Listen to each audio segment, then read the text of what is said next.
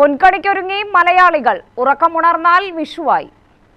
ബുധനാഴ്ച പുലർച്ചെയാണ് കേരളം കാത്തിരുന്ന വിഷുക്കണി. രാത്രി ഉറങ്ങാൻ കിടക്കുന്നതിന് മുൻപ് തന്നെ മുതിർന്നവർ കണിക്കായി സമർപ്പിക്കുന്ന സാധനങ്ങൾ ഒരുക്കിവെക്കും.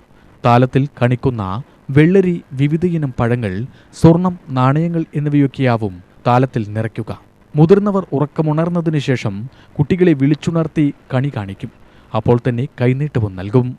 ഉറങ്ങാൻ കിടക്കുമ്പോൾ തന്നെ വീടുകളിലേക്ക് പടക്കം പൊട്ടിത്തുടങ്ങും. ഉണർന്ന കണി കാണുമ്പോഴും പടക്കം പൊട്ടലുകൾ സജീവമായി ഉണ്ടാവും. എല്ലാവരും ഇതിൽ കണ്ണിയാവുന്നതോടെ വിഷുവാഘോഷം സജീവമാവുകയായി.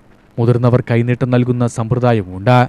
പ്രായം കൂടുതലുള്ളവരാണ് പ്രായം കുറഞ്ഞവർക്ക് കൈനീട്ടം നൽകുക. വിഷുക്കണിക്ക് വീട്ടമ്മമാർ മക്കളെയും കൂട്ടി ക്ഷേത്രദർശനം നടത്തുന്നത് പതിവുമുണ്ട്. ക്ഷേത്രം തന്ത്രിയിൽ നിന്നും കൈനീട്ടം പറ്റുക എന്നതുകൂടിയാണ് ക്ഷേത്രദർശനം കൊണ്ട് ഉദ്ദേശിക്കുന്നത്.